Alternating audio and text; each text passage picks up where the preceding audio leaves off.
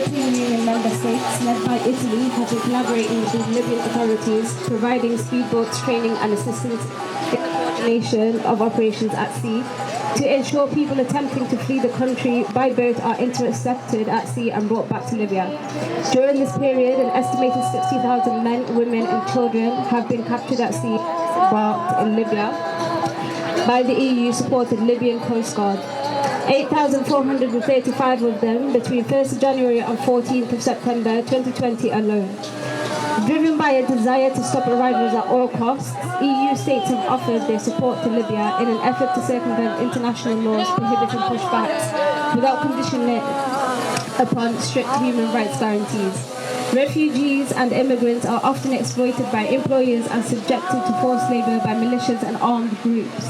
Many live in squalid conditions without access to clean water and washing facilities, increasing their vulnerability to COVID-19 with physical distancing and preventative hygienic measures impossible to follow. Despite this, refugees and migrants face barriers to accessing healthcare and have been largely excluded from official COVID-19 prevention efforts. Refugees and migrants are also a constant target for robbery. Women and girls are at heightened risk of sexual violence. They refrain from approaching police or prosecutors, fearing detention or revenge by alleged perpetrators. The plight of refugees and migrants in Libya is taking place against the backdrop of ongoing armed conflict, insecurity and lawlessness. Many refugees from various countries in Africa are suffering in Libya, and those responsible for their safety have failed them. We are demanding for the safety and protection of the refugees stuck in Libya. Protection followed by evacuation are the key points that we are emphasizing on. The refugees in Libya are currently in unlivable conditions, unable to access basic health services.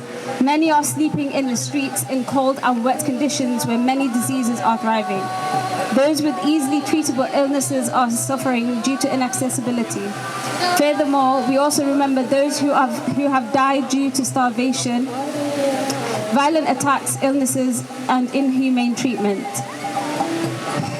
So finally, we are not using our voice for the voiceless because they are not voiceless.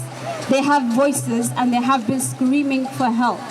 They have been asking for someone to take action and to save them. We are simply amplifying their voices and echoing their words so that the world can hear. That is why we are saying protect refugees in Libya and evacuate refugees from Libya.